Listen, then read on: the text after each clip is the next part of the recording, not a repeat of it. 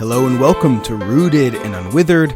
I'm Cole Newton, and the following meditation is on Proverbs chapter 21, verse 24, which says, "Scoffer is the name of the arrogant, haughty man who acts with arrogant pride."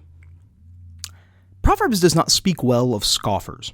They seek wisdom in vain, chapter 14, verse 6, because they do not like to be reproved and will not go to the wise, chapter 15, verse 12. They set a city aflame, 29, verse 8, and are an abomination to mankind, 24, verse 9.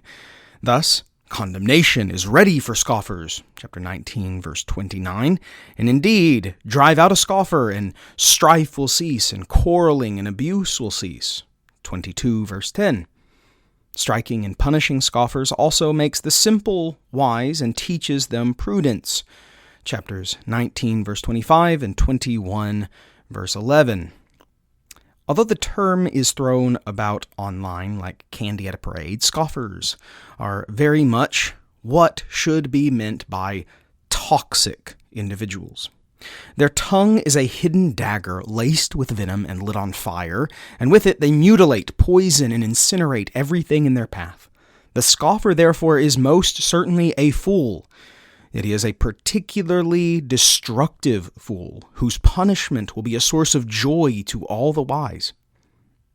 In this verse, we discover an enlightening truth. The proud and the scoffer are one and the same. When Proverbs speaks of the proud, arrogant, and haughty, it is also speaking of the scoffer and vice versa. The proud are all scoffers, and all scoffers are prideful and arrogant. Indeed, scoffer is the name of the proud, which means that it represents the very core of who they are. We should not be surprised. Can someone's defining character trait be their scoffing, mocking, critical attitude of others without being filled to the brim with arrogance and pride? Lewis once made the point that, quote, "the more pride one had, the more one disliked pride in others," end quote. Our culture's literal parading of pride through the streets might seem to prove Lewis wrong, as would the constant approval and affirmation of pride of others. But let's not write off Lewis's insight just yet. Few would deny today that scoffers are running rampant, or should we call them trolls? Hardly any dialogue can now be had without mockery and vitriol being lobbed like verbal hand grenades at one another.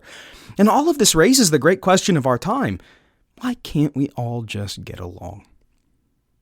The answer is that you simply cannot affirm and celebrate pride as a virtue without consequence. The name of the proud is scoffer. To quote Lewis again, quote, "Other vices may sometimes bring people together. You may find good fellowship and jokes and friendliness among drunken people or unchaste people, but pride always means enmity. It is enmity.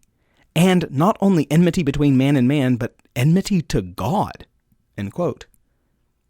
This enmity arises because, quote, "pride gets no pleasure out of having something, only out of having more of it than the next man."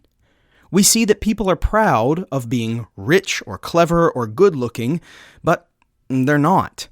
They are proud of being richer or cleverer or better-looking than others.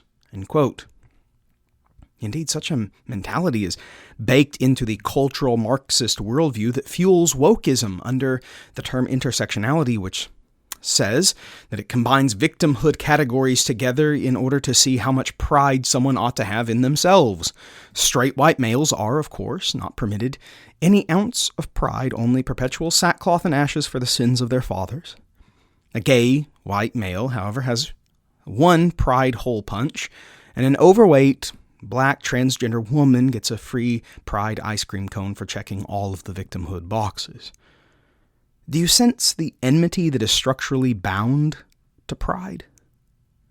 More pride and self-esteem and affirmations and approvals are not the solution to our society's divisive problem. For our elevating of pride into a virtue is precisely what foments divisiveness in the first place. Thank you so much for listening. For more resources for knowing and loving God's Word, please visit bcnewton.co. And until next time, grace and peace.